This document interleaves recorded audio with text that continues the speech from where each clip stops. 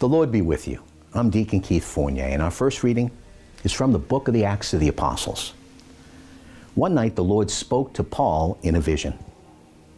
Be fearless. Speak out and do not keep silence. I am with you. I have so many people that belong to me in this city that no one will attempt to hurt you. So Paul stayed there, preaching the word of God among them for 18 months. But while Gallio was proconsul of Achaia, the Jews made a concerted attack on Paul and brought him before the tribunal, saying, "We accuse this man of persuading people to worship God in a way that breaks the law."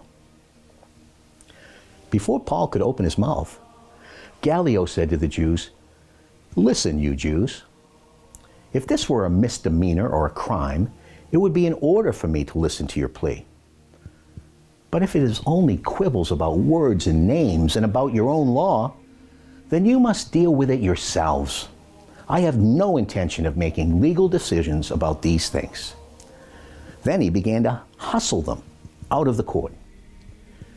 And at once, they all turned on Sosthenes, the synagogue president, and beat him in front of the tribunal. Gallio refused to take any notice at all. After staying on for some time, Paul took leave of the brothers and sailed for Syria, accompanied by Priscilla and Aquila. At Contray, he had his hair cut off because of a vow that he had made. And our response is taken from Psalm 47.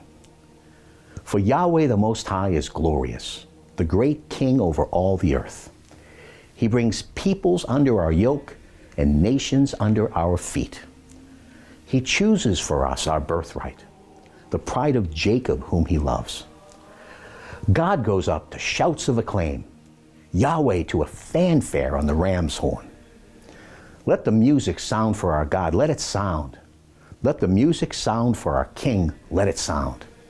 For he is King of the whole world. Learn the music and let it sound for God.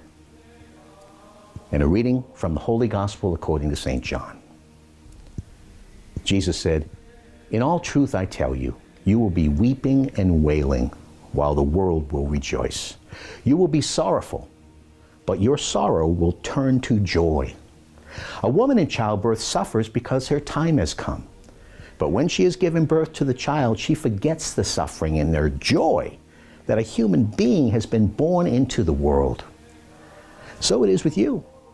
You are sad now, but I shall see you again, and your hearts will be full of joy, and that joy no one shall take from you.